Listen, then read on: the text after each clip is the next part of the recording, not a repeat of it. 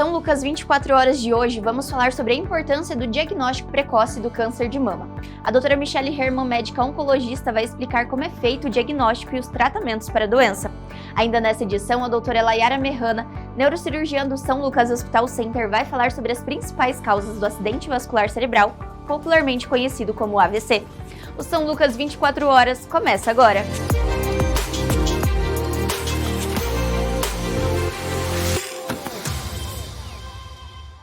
Olá, sejam bem-vindos a mais uma edição do São Lucas 24 horas. Estamos no mês de outubro, conhecido mundialmente como Outubro Rosa, um período dedicado à conscientização sobre a prevenção do câncer de mama. E para explicar sobre a importância do diagnóstico precoce, eu gostaria de agradecer a presença da doutora Michelle Herman, oncologista que vai esclarecer as principais dúvidas sobre o câncer de mama. Doutora Michelle, muito obrigada por aceitar o convite. Eu que agradeço o convite. Então hoje nós vamos falar sobre esse assunto que é tão importante e reforçar mais uma vez sobre a campanha de do Outubro Rosa. E, doutora, eu gostaria que a doutora começasse explicando para nós, então, como o câncer de mama ele se desenvolve, o começo dessa doença, então, que é tão trabalhada durante esse mês. Isso. Na realidade, primeiro a gente precisa entender que todo câncer, ele acontece por uma célula que vai ter uma proliferação anormal, descontrolada, tá? Então, precisa de algumas características, alguns fatores que podem ajudar nesse crescimento dessa célula. Então, é uma doença individual. Então, você vai pegar, mesmo dentro do câncer de mama, a gente tem alguns subtipos diferentes. Então, você pode pegar 10 pacientes com câncer de mama, as 10 podem ter um desfecho diferente, um tratamento que pode ser muito similar, mas com alguns aspectos que são mais individuais. Certo, e no caso, a doutora comentou agora sobre essa individualização dos casos, mas existe um certo padrão, doutora, que poderia, uma predisposição ou algum padrão genético, algo que faça com que essa paciente tenha essa predisposição ao câncer de mama? Isso, existem algumas características, né, principalmente algumas doenças familiares, algumas síndromes que podem predispor. 70% dos tipos de câncer, eles são normalmente esporádicos, então não tem relação familiar nenhuma. Mas sim, a gente sabe que é conhecido que existe alguma porcentagem que é muito relacionada, que é o que aconteceu, por exemplo, com a Angelina Jolie, né? Ela é portadora de uma mutação chamada BRCA.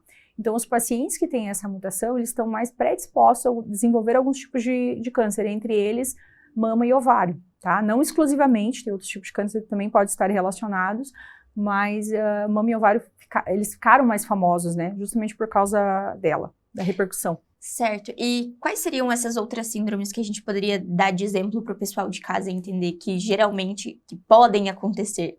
Isso. Na realidade, por exemplo, existem doenças genéticas que são passadas de pai para filho que desenvolve vários tipos de câncer, tá?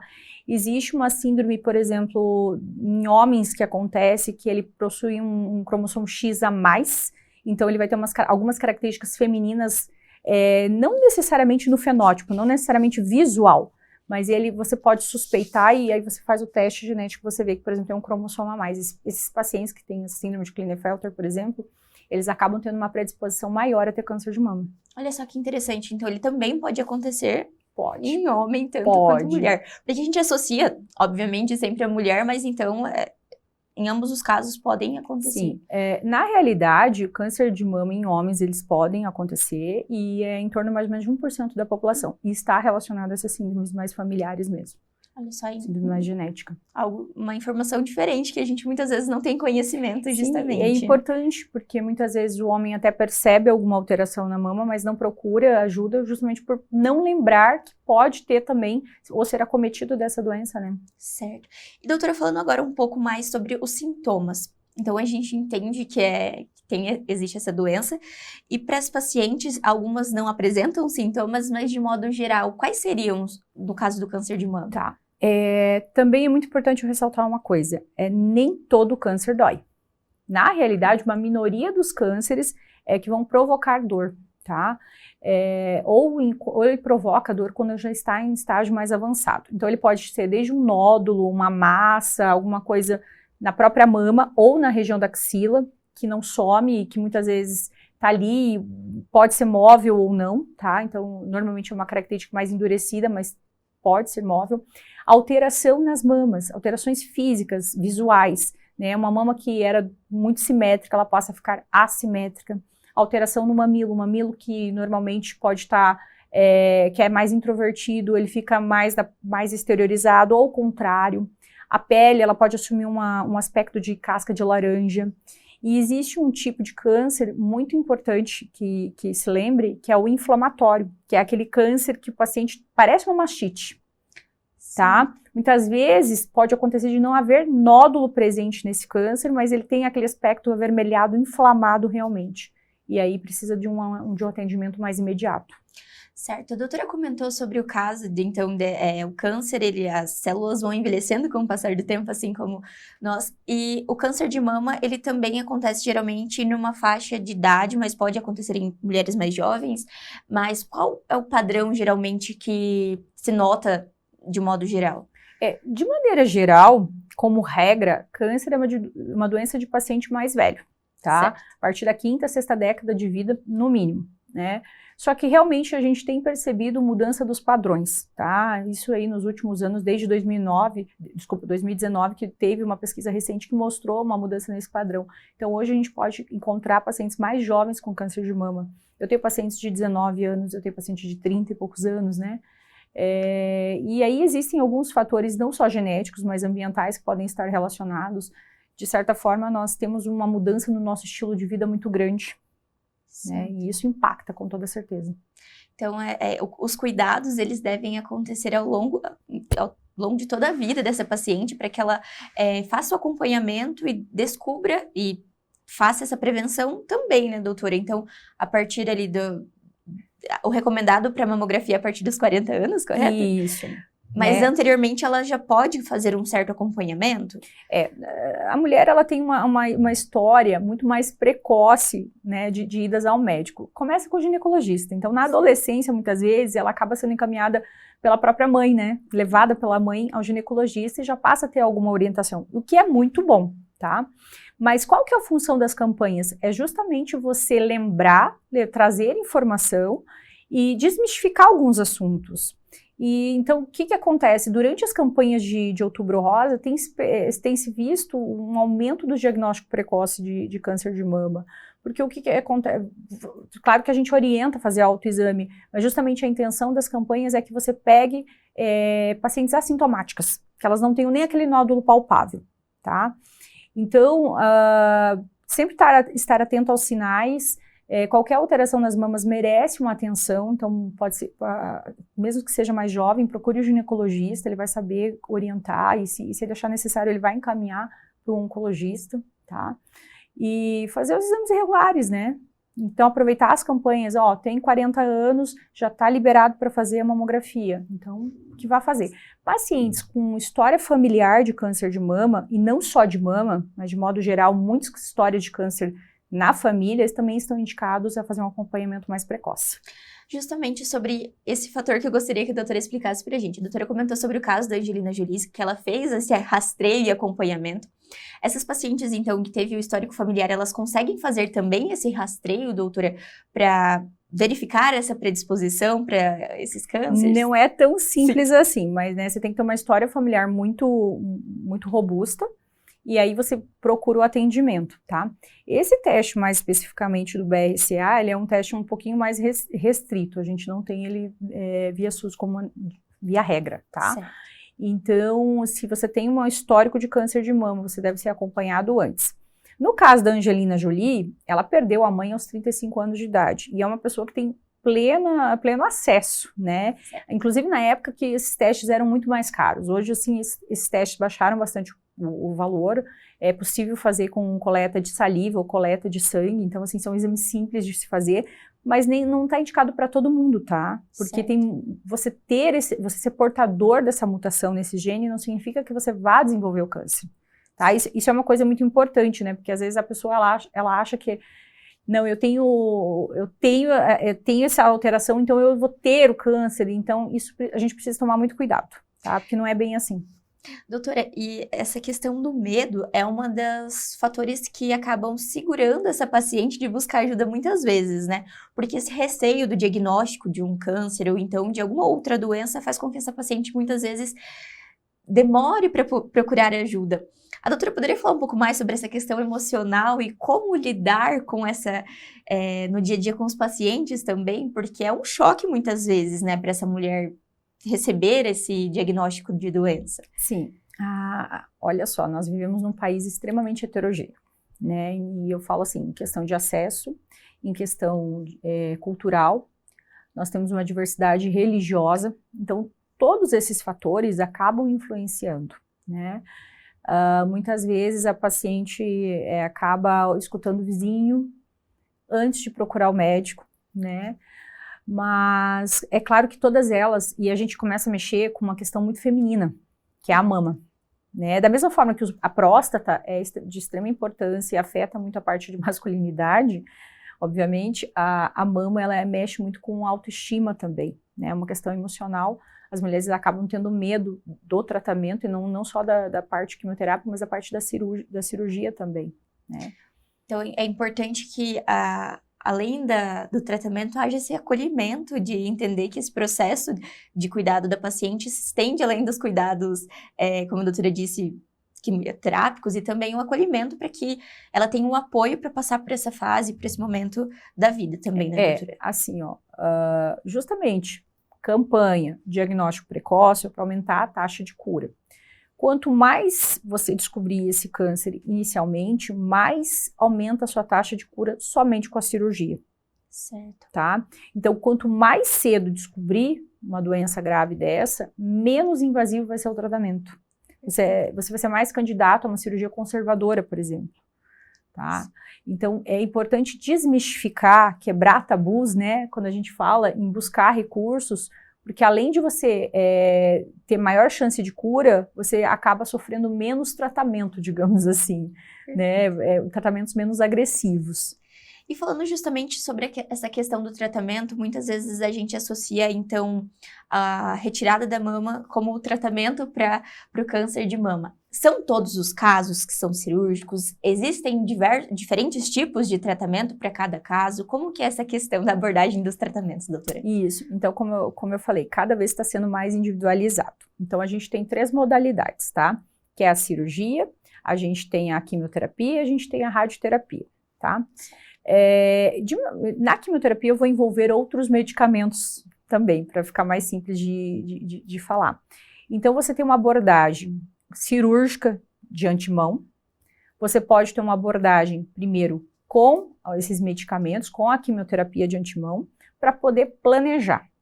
Normalmente quando você faz uma cirurgia mais radical, você pode ou não ter indicação de radioterapia. Quem vai definir isso é o radioterapeuta, tá? Na verdade, é uma abordagem multidisciplinar.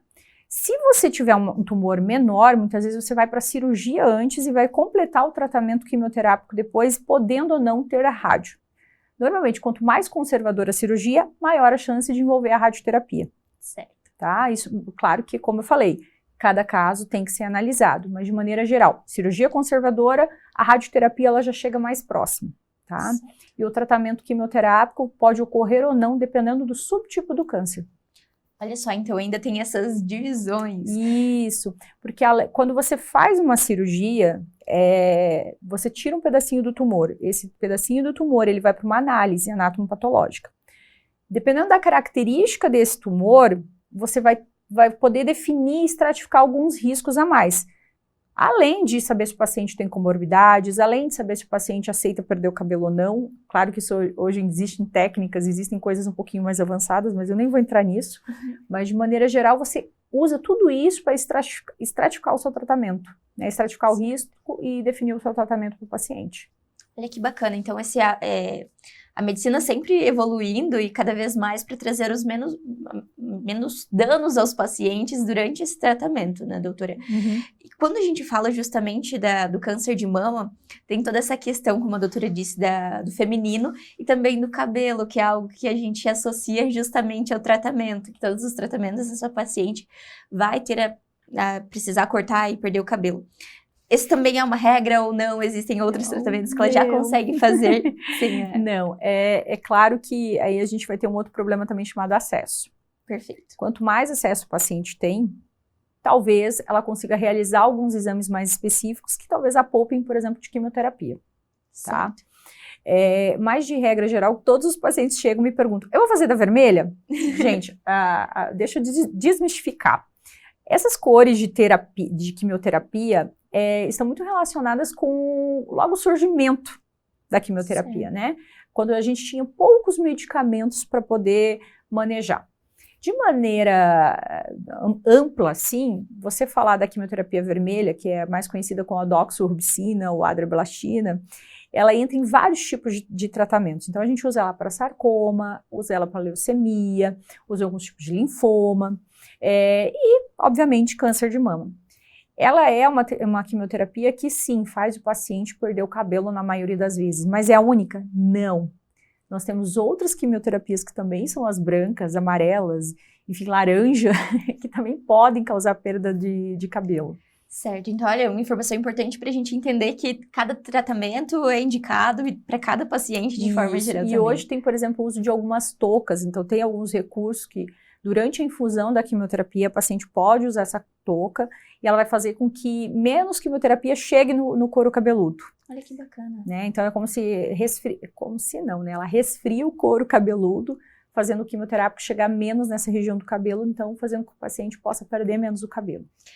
Muito importante a gente destacar, então, também sobre esses tratamentos, porque eu acredito que o mais importante é que essa paciente receba esse tratamento, né, doutora? Por mais complexo e complicado que seja a jornada, que ela receba o devido atendimento para que ela possa ter, então, como a doutora disse, uma cura, um tratamento adequado para voltar a ter uma qualidade de vida posteriormente, né? Sim. A gente está falando de um câncer que mais mata a mulher no mundo. Exato. Né? Não é um privilégio brasileiro, na verdade é mundial. É um privilégio ruim, mas não deixa de ser dos piores tipos de câncer. Além do Outubro Rosa englobar a questão do câncer de mama, também se fala sobre o câncer de colo de útero, né, doutora? A doutora poderia falar um pouquinho também sobre a importância do preventivo, então a coleta desse exame, desse material, para também o rastreio dessas outras doenças que sim, né? Quando a gente fala de câncer de mama, a gente sempre aproveita também para falar no Outubro Rosa de outros tipos de câncer feminino, né? Que é ovário, útero. Então, assim, o câncer de colo de útero, ele pode ser detectado precocemente pelo exame chamado preventivo, mas que na realidade acaba sendo um diagnóstico precoce, tá? Pode dar algumas características que levem a uma maior investigação, mas existem alguns sintomas também muito importantes a ficar atento, né? Como sangramento, né? Uma pessoa que, às vezes as pacientes que são mais velhas, já entraram na menopausa, elas acabam tendo novamente sangramento, isso é um sinal de alarme. Né? Não é raro o paciente chegar com câncer de endométrio com a seguinte frase, eu tinha deixado de ser mocinha e virei mocinha novamente. Então, às vezes a gente escuta, né? Câncer, dores na relação sexual, também chama bastante atenção, tá? E, obviamente, se você perceber alguma massa, algum nódulo próximo ali à região, vale a pena uma investigação. O mais, assim, digamos que merece uma ressalva é câncer de ovário, porque esse é praticamente assintomático, tá? Os sintomas de câncer de ovário, eles são muito sutis. Na realidade, todos os cânceres iniciais, eles são sutis, mas é que o ovário, ele acaba passando despercebido por muitos pacientes, tá? É uma paciente que vem normalmente com uma história de que tinha alguma dorzinha, alguma cólica de longo tempo, longa data, e muitas vezes percebeu ou teve algum linfonodo aumentado, que são as ínguas, né? Ou até mesmo com relatos de ter percebido que aumentou o volume da barriga. Olha só, então já é... Né? Falando assim, eu comecei a ter um aumento da minha barriga, eu comecei a engordar, ganhar peso, mas eu estava fazendo regime ou alguma coisa mais nesse sentido. Porque, na verdade, o ovário ele pode começar a fazer aumentar o líquido dentro do abdômen da paciente. Olha só, então é importante a gente ressaltar também esses outros cuidados que essa paciente deve ter, além do cuidado com o câncer de mama. E no caso dessas outras doenças, doutora, os exames, então, é o exame preventivo e existem outros exames complementares para o diagnóstico da doença? Pode, né? Então, assim, de maneira geral... exame de mamografia numa mulher a partir dos 40 anos, tá? Que aí pode ser realizado anualmente ou a cada 2 anos, dependendo da indicação. Frequentar o ginecologista, realizar os preventivos. No caso, por exemplo, de pacientes mais jovens, de crianças, existe a campanha de vacinação para o HPV, tá? Dos 9 ao 14 anos, que é justamente para evitar câncer de colo de útero, que a grande parte de câncer de colo de útero é causada por vírus do HPV. Então, o importante é entender o porquê que a gente, muitas vezes, tem as campanhas, o pessoal não entende direito o porquê, acaba não indo, ou faz sem entender justamente qual é a indicação, o porquê que está acontecendo. Então, essas informações é sempre bom a gente relembrar. E como a doutora citou anteriormente, a questão da informação é algo que beneficia esses pacientes, né, doutora? Porque quanto mais bem informado eles estiverem, mais tranquilo vai ser para entender o que está sendo feito no tratamento e posteriormente, né? E doutora, falando ainda sobre a questão do tratamento, algumas pessoas, ao receber a notícia, elas assimilam que todos os cânceres levam a óbito, infelizmente. Mas no caso do câncer de mama, hoje a gente já consegue ver uma mudança nisso também por conta dos tratamentos, correto? Sim, tá. Tudo está muito relacionado com o diagnóstico precoce. Mas é claro que existem os casos que mesmo o diagnóstico precoce acaba tendo um desfecho negativo, tá? Isso acontece e existem outros fatores que podem estar relacionados. Mas sim, há um investimento muito grande em câncer de mama justamente por ser o câncer que mais mata a mulher no mundo, né? Outro fator importante da campanha, quando a gente traz uma visibilidade, você atrai investimentos em diversos tratamentos. Se você pegar há 10 anos atrás e comparar os tratamentos com hoje, você vai ver uma gama diferente arsenal, tá? E aí você começa a ter uma descoberta de drogas novas, que às vezes inicia com câncer de mama e depois começa a ser testada para outros tipos de câncer. A gente começa a ver uma mudança de padrão, tá, desses tratamentos, né? Descobertos genes mais relacionados a isso, genes novos, proteínas novas que podem ser tratadas de forma diferente. E aí entra o que a gente chama de terapia-alvo, né? Aumento da tecnologia, digamos assim, de modo resumido. Muito importante também. E doutora, além toda essa questão que a gente fala sobre o diagnóstico precoce, existem formas de prevenir o câncer de mama ou hábitos que auxiliam, então, nós mulheres a talvez conseguir manter uma qualidade de vida melhor para evitar esse tipo de doença? Sim, tá? E aí eu vou falar de modo geral para todos os tipos de câncer. Você se alimenta bem, praticar exercício físico, evitar bebida alcoólica, não fumar, isso tudo vai estar num pacote. Cada vez que você faz isso, você reduz as chances de você ter não só o câncer de mama, mas todos os tipos de câncer. Realizar as vacinas, né? A gente tem, como eu acabei de falar, câncer de colo de útero está muito relacionado ao vírus HPV, que é um vírus oncogênico, que vai provocar uma mudança nessa célula, que vai provocar que essa célula ela se deforme, que ela comece a proliferar de forma desordenada. Até mesmo, agora eu vou sair um pouquinho do Outubro Rosa, mas assim, a vacina de hepatite é importante. Perfeito. Né? Porque a longo prazo uma hepatite pode virar câncer. Né? Alguns vírus eles cronificam e acabam causando câncer. Então você ter uma visita regular ao seu médico, seguir os calendários vacinais, você fazer alguns exames, tipo mamografia, preventivo, realizar exercício físico, manter o seu peso corporal, com uma alimentação saudável, você diminui drasticamente a chance de você desenvolver câncer. Certo, então, lembrando sempre, novamente, a gente bate muito nisso no São Lucas 24 Horas, sobre os hábitos saudáveis. Exato. Para que o paciente entenda que é o fundamental para todo o funcionamento do organismo. E anteriormente a doutora citou também sobre a questão do autoexame. Doutora, ele é importante, é fundamental nesse processo também. A doutora poderia falar um pouco mais sobre ele e como essas mulheres podem observar no dia a dia? Sim. Eu gosto muito de falar para as pacientes, claro que existe um pouquinho de técnica para você fazer o autoexame, mas se conhecer. Eu acho que isso é fundamental. Se olhar no espelho, conhecer sua mama, saber qual que é maior, qual que é menor, qual a característica ela tem, se o seu mamilo ele é para frente, para dentro, se ele é retraído. Você parar então na frente do espelho e observar. Começa por aí, é um autocuidado. O autoexame nada mais é do que um autocuidado, é você saber como você é.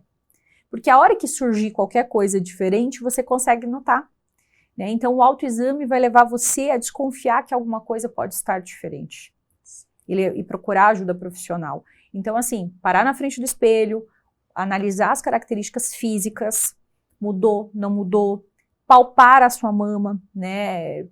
Normalmente com a ponta dos dedos, verificar se tem presença de nódulos, se esse nódulo dói, se ele já estava aí antes, se ele não estava, se ele está crescendo, se ele está parado. Essas características são importantes para fazer com que a paciente desconfie que alguma coisa pode estar errada. Tá? Não é raro as pacientes chegarem sendo que o marido, o companheiro percebeu o nódulo, né? Ou o próprio filho muitas vezes. Né? O filho menor chegou, palpou ou machucou. Aí, o que leva muitas vezes a paciente a procurar ajuda, sendo que o certo seria que a própria paciente se conhecesse, né? A gente tem que desmistificar isso. A mulher, ela tem muito disso, principalmente as mulheres mais velhas, elas têm uma restrição muito grande a ir ao ginecologista, fazer o preventivo, né? Por questões culturais, conforme a gente conversou anteriormente. Por isso que o máximo que nós podemos fazer justamente são as campanhas para que novamente reforce a importância desse cuidado e desse olhar atento, então para que essa paciente consiga, nós mulheres tenhamos uma vida o mais longa e possível, com a melhor qualidade sempre. Com toda certeza. Doutora, antes da gente finalizar a nossa conversa, eu gostaria então que a doutora deixasse uma mensagem para o pessoal que está assistindo São Lucas 24 horas, não só novamente no Outubro Rosa, porque eu acredito que esse é um cuidado que deve acontecer o ano inteiro, né?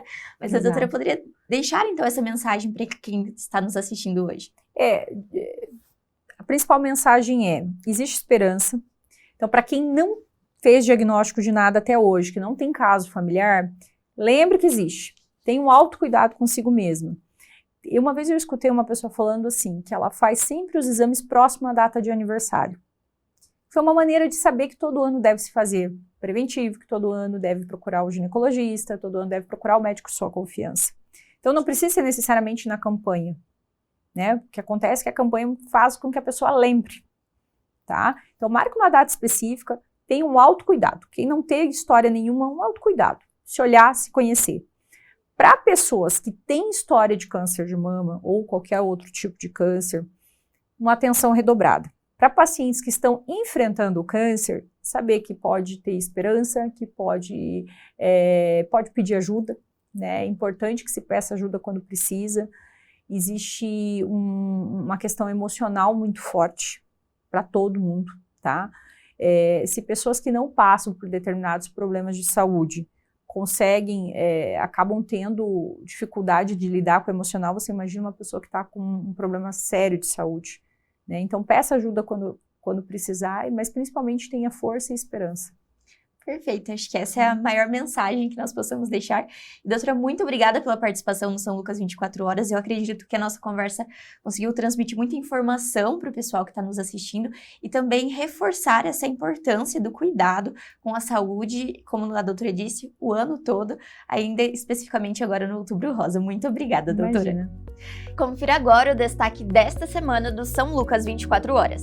Estamos na reta final desse mês de outubro, que é o mês de conscientização do câncer de mama, que é o câncer que mais acomete as mulheres. Felizmente, os tratamentos hoje estão bem avançados, mas o diagnóstico precoce faz total diferença. O exame da mamografia pode ser dividido em duas etapas.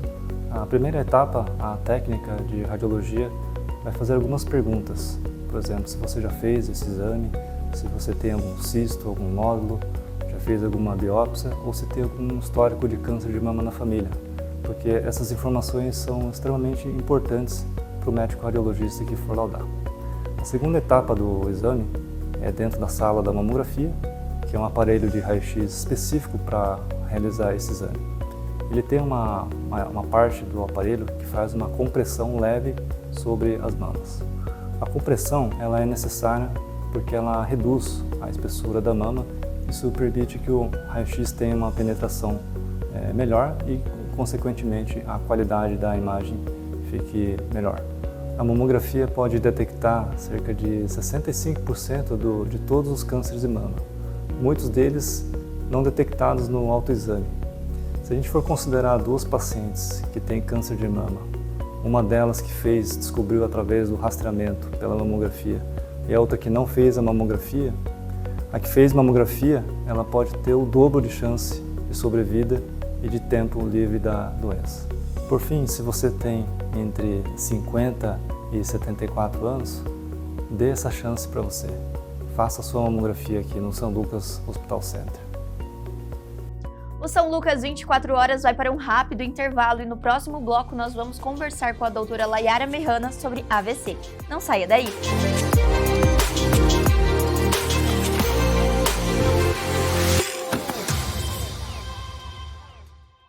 Colégio FAG Bilíngue. Somos uma escola sedimentada em valores familiares, focada na excelência da qualidade no ensino. Surpreenda-se com nossa estrutura padrão internacional. 120 laboratórios de ensino de última geração, hortas, fazenda, trilha ecológica, 8 parques externos e 2 internos, centro multiesportivo, auditórios e muito mais. Agende sua visita. Estamos prontos para receber você e sua família. Colégio FAG Bilíngue. A universidade começa aqui. São Lucas Hospital Center. Ultrassonografia, tomografia e ressonância magnética com agilidade. Cascavel.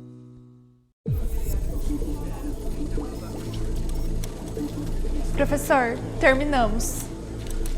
FAG, apresente-se. Educação, inovação e empreendedorismo. Sonhar é só o primeiro passo. Centro Universitário FAG, 25 anos. Transforme seu futuro no campus mais completo e tecnológico do Brasil. Inscrições pelo site fag.edu.br/vestibular.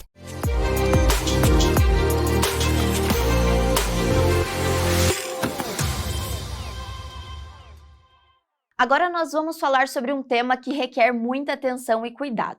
O acidente vascular cerebral, mais conhecido como o AVC. Essa condição é uma das principais causas de morte no Brasil e no mundo, e seus impactos podem ser devastadores se não forem identificados e tratados rapidamente. E para nos ajudar a entender melhor o que é o AVC, como preveni-lo e quais os tratamentos disponíveis, eu gostaria de agradecer a presença da doutora Layara Mehana, neurocirurgiã do São Lucas Hospital Center. Seja bem-vinda, doutora. Olá, Gabriele, tudo bem? Hoje nós vamos falar de AVC, que nós estamos no mês do AVC, que é uma doença extremamente prevalente não só no Brasil, mas como também no mundo. Então vamos começar explicando para o pessoal de casa, doutora, o que é o AVC de fato? A gente conhece, né, por AVC, mas é o acidente cerebral vascular, perdão. Mas explica para a gente um pouquinho mais do que é esse tipo de... uma doença, um caso, como que ele é? Então, assim, a sigla, né, AVC, quer dizer acidente vascular cerebral. O que é o AVC? Ele é quando ocorre a obstrução do fluxo sanguíneo em algum vaso do cérebro, chamamos de artéria. E essa área que sofreu, essa região do cérebro, ela morre. O AVC nada mais é do que o infarto cerebral, a morte dos neurônios por falta de suprimento sanguíneo na região. Olha só, então a gente não tem, talvez assim, não tenha o conhecimento de fato sobre o grau de seriedade do AVC, a gente é muito popularmente conhecido, mas as pessoas não entendem de fato o que acontece. E doutora, quais são os principais sintomas, então, de um acidente vascular cerebral? Os principais sintomas dele a pessoa tem dificuldade de falar, ou ela tem dificuldade de entender o que está falando. Nós chamamos isso de afasia. Você dá um comando simples e a pessoa parece que está confusa, ela não obedece esse comando. Pode se manifestar também com a boca torta, né, ou disartria, a fala enrolada, e também pode se manifestar com perda de força em um lado do corpo. Certo. Desculpa, perdão, pode complementar? Tem até um mnemônico, né, que chamamos teste SAMU, em que as letras querem dizer S quer dizer sorriso. Peça para a pessoa sorrir. Se a pessoa sorrir, veja, a boca está torta. O A, abraço. Peça para a pessoa levantar os braços como se fosse dar um abraço. Ela tem fraqueza em um braço, tem dificuldade de levantar, ou o braço não se mexe. O M, de música. Peça para a pessoa cantar uma música ou falar uma frase. Ela não consegue falar, ela não compreendeu o que você deu o comando para ela falar, E o U de urgência, se ela apresentar um ou mais desses sintomas, liga para o serviço do SAMU porque ela está tendo um AVC, ou procura um centro de atendimento. É um teste fácil que SAMU tem o trocadilho da palavra ligue para o SAMU e SAMU para você lembrar na hora se a pessoa está tendo AVC. Normalmente isso é súbito, a pessoa está sentada conversando, de repente ela para de falar. A pessoa está sentada vendo TV ou se alimentando, de repente acontece. O AVC ele é súbito, porque de repente o vaso entope. Justamente, essa é uma questão muito importante, porque a gente fala sobre essa questão dos sintomas, mas não são sintomas que aparecem antes, né, doutora? Ele é essa coisa emergencial. Então, a pessoa já precisa buscar ajuda já de imediato. Quais, então, são as diferenças? Porque existe uma diferença entre os AVCs, né, doutora? Eu gostaria que a doutora explicasse um pouquinho mais pra gente, de forma geral, esses diferentes tipos que existem, por favor. Então, são assim, os dois principais tipos de AVC. O AVC hemorrágico, que corresponde a cerca de 20% dos casos, e o mais comum, que é o AVC isquêmico. O AVC isquêmico é esse que entope o vaso. Ou um trombo, ou um êmbolo. O êmbolo é um trombo que corre pelo corpo e para no vaso. É um coágulo. Ambos são um coágulo que vão e entope o vaso e, de repente, o paciente apresenta os sintomas. Esse é o AVC isquêmico, responsável por 80% a 85% dos casos. E o AVC hemorrágico é quando um vaso rompe. Rompe e derrama sangue no cérebro, que muitas vezes dá o mesmo sintoma do AVC isquêmico. Certo, doutora. Então, são dois tipos diferentes. Mas para a gente falar sobre os tratamentos, acredito que os tratamentos são diferentes também para ambos os casos. Mas no caso do paciente que ele apresentou esses sintomas, quanto tempo esse paciente precisa ser atendido? Tem uma questão, né, essa questão da urgência, então ele precisa se deslocar para o hospital ou ter, então, o suporte do SAMU.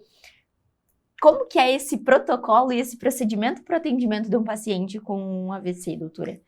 O AVC, o isquêmico principalmente, ele é uma urgência. Quanto antes o paciente chegar no serviço, num centro de AVC, que é o que nós chamamos, que são lugares preparados para atender pacientes com AVC, antes ele pode ser submetido ao tratamento. Qual tratamento? É claro, existem critérios médicos que a gente avalia se o paciente tem ou não esses critérios.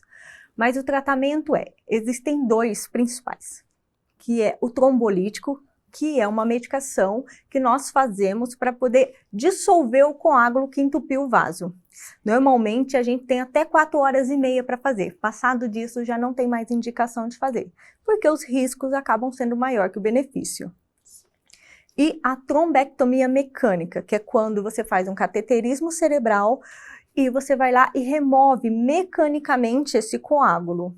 Normalmente, a trombectomia mecânica vai até 6 horas. Existem alguns centros que fazem mais, mas comumente é até 6 horas após o início do sintoma. O paciente apresentou o sintoma, que nós chamamos de icto, a partir daí conta o tempo. Por isso, ele tem que procurar o quanto antes o atendimento.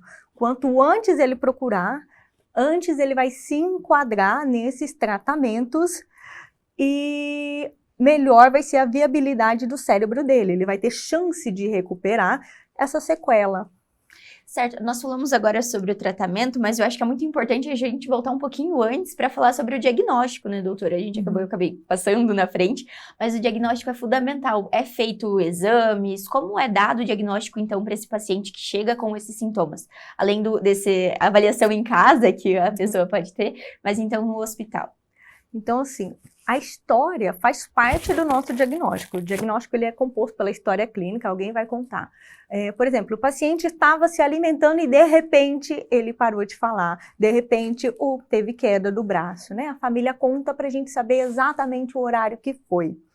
E quando chega no serviço de atendimento, nós avaliamos ele, aplicamos uma escala clínica, vê que ele se enquadra nessa escala clínica, qual é a alteração neurológica, o déficit neurológico que ele apresenta e fazemos a tomografia. Por que a tomografia? Para descartar se é hemorrágico ou isquêmico. Normalmente o AVC isquêmico, nessas primeiras horas, a tomografia é normal. E o AVC hemorrágico não.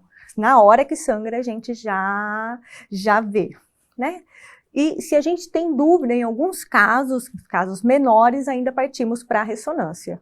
Certo, então tem todo esse apoio, então, amparato das tecnologias, né, dos exames para poder dar esse diagnóstico preciso e, de fato, tratar esse paciente. Doutora, falando sobre a questão dos pacientes e dos fatores de riscos, comorbidades, existem fatores que predispõem pessoas a ter o AVC ou ela é uma situação que pode acometer qualquer pessoa? Então, assim, existem fatores de risco, sim, claro, pode acometer qualquer pessoa, mas quem tem os fatores de risco tem maior chance de ter um AVC. Certo. Quais são esses? Existem os fatores de risco em que não se pode modificar, que é idade avançada, quanto mais velho você é, maior a chance de ter um AVC, história familiar de AVC, o fato de ter tido um AVC prévio já aumenta a sua chance de ter um novo AVC. Alterações da coagulação do sangue, história de ter trombofilia familiar, isso também aumenta a chance. O sexo masculino, o AVC, ele é mais prevalente em homens do que em mulheres. E existem os fatores de risco modificáveis, que esses sim, você pode intervir para reduzir a sua chance de ter o AVC. Quais são eles?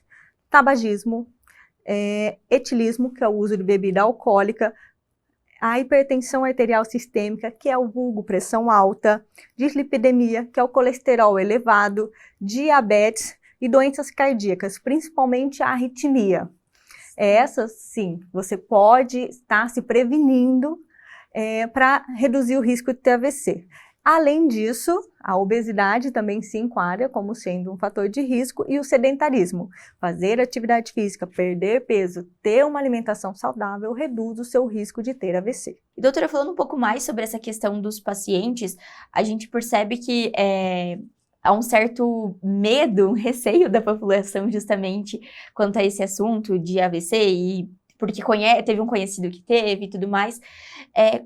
Ele deixa sequelas, doutora? Esse paciente que teve um AVC, ele volta a ter uma atividade, uma qualidade de vida tranquila?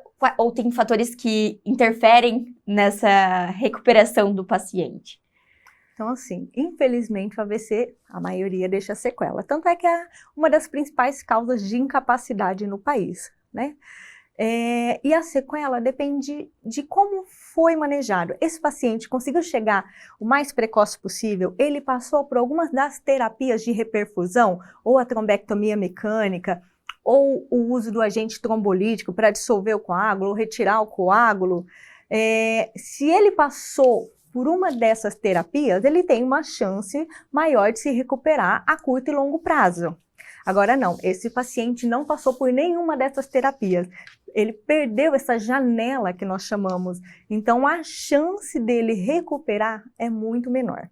E também depende do tipo de déficit neurológico. Se o paciente apresenta o déficit completo, por exemplo, ele está sem falar e ele não mexe uma metade do corpo, a chance desse paciente recuperar, mesmo parcial, é muito pequena.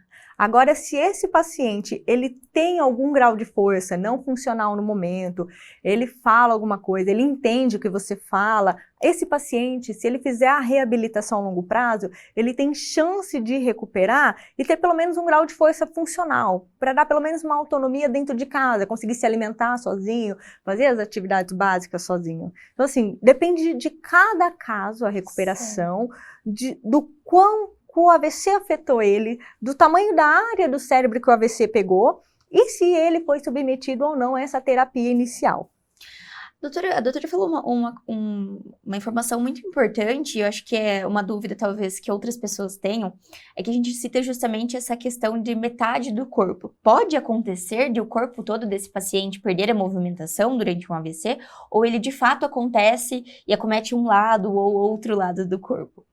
Pode acontecer. É bem mais raro isso acontecer, mas pode. São quando os AVCs acontecem no tronco cerebral. Certo. Quando o paciente perde toda a movimentação do corpo, normalmente esse paciente entra em coma. Porque o tronco cerebral, ele é vital para a nossa sobrevivência. Então, o paciente que tem um AVC de tronco, dificilmente é um paciente que sobrevive.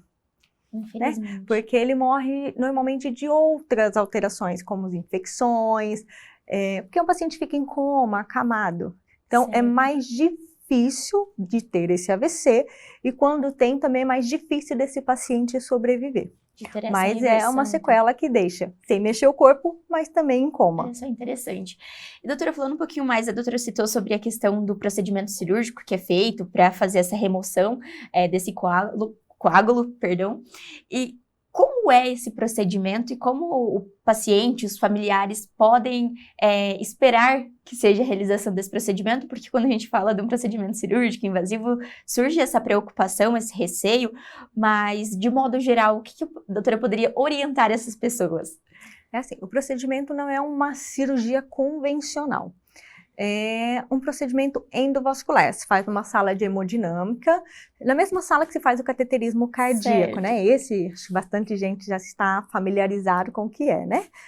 Então, se faz uma punção aqui na região da virilha, normalmente, se sobe um catéter até a cabeça para ir remover esse coágulo e puxar ele e retirar.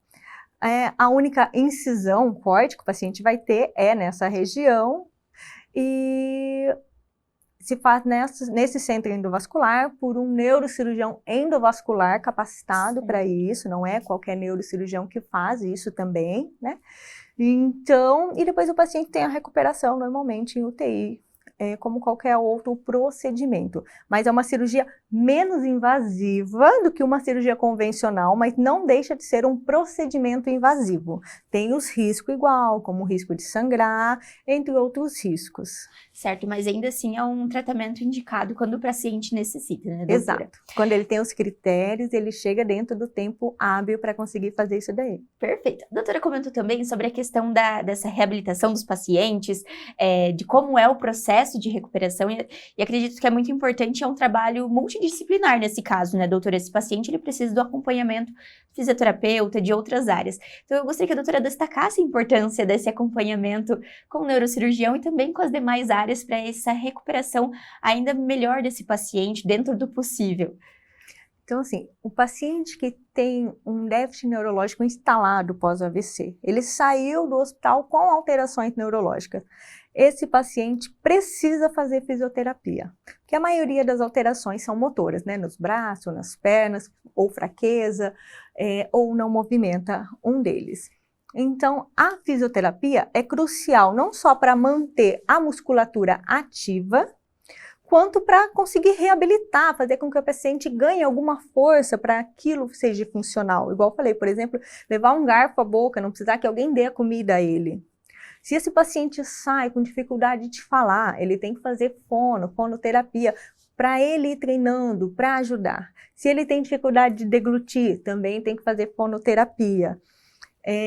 Então, é todo um complemento que muitas vezes pode não resolver, mas pode dar qualidade de vida dentro da limitação que o paciente tem. Por exemplo, a fisioterapia, se ele não tiver, ele pode ficar com uma atrofia muscular importante, que a gente chama de espasticidade, e isso causa dor. Causa dor que às vezes nem alguns remédios não resolvem, pela falta da fisioterapia, além de atrofiar o membro que antes estava fraco. Certo, então é importante, de fato, esse acompanhamento multidisciplinar. E acredito que outro fator importante, doutora, é a questão psicológica e emocional também desse paciente, né? Porque além dele ter passado por um momento ali de delicadeza, um momento delicado, ele precisa desse acompanhamento pós, então precisa desse suporte tanto familiar quanto social para trazer esse paciente de volta a ter uma qualidade de vida. E como é no consultório para a doutora acompanhar esses pacientes e trazer de volta esse paciente de volta a ter uma rotina e tudo mais? A consulta é principalmente para a gente controlar os fatores de risco, né? Porque o paciente que teve AVC por pressão alta, ele continua tendo a pressão alta. Então, ele tem que controlar esse fator de risco, por exemplo. Além de a gente ver se esse paciente está tendo essa espasticidade que eu falei ou não.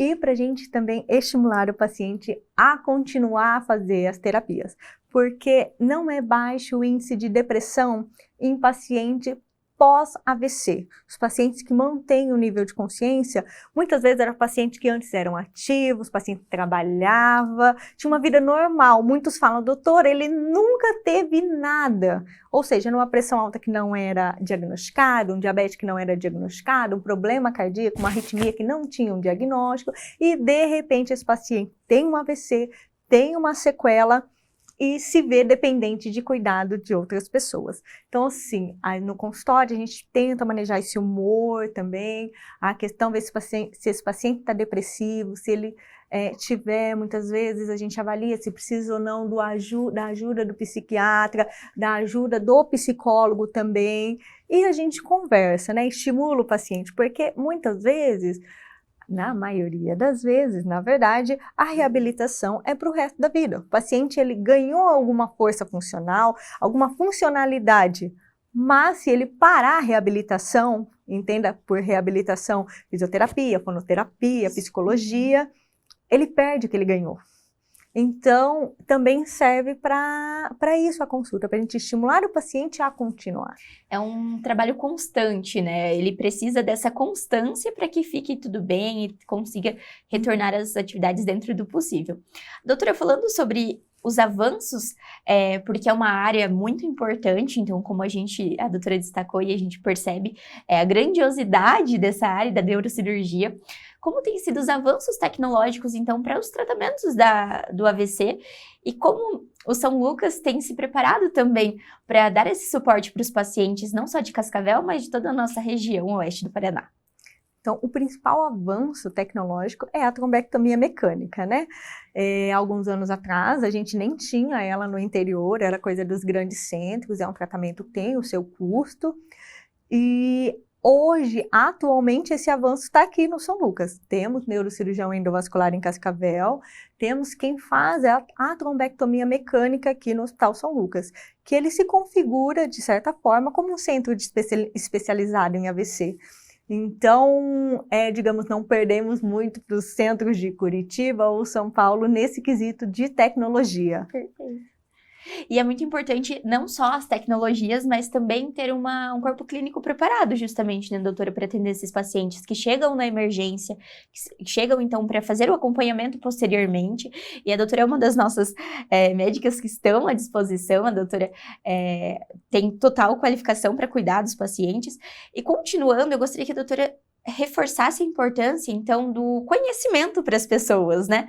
Porque justamente um dos trabalhos que a gente faz aqui no São Lucas 24 Horas é destacar e levar informação para o pessoal de casa, para que em caso de um desses sintomas, eles já saibam como agir.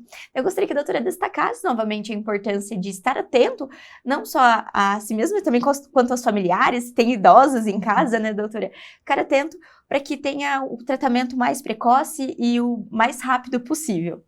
Então, assim, o principal é lembrar do mnemônico SAMU. Porque na hora que o familiar está tendo um AVC, às vezes as pessoas ficam nervosas, elas esquecem de várias coisas, né?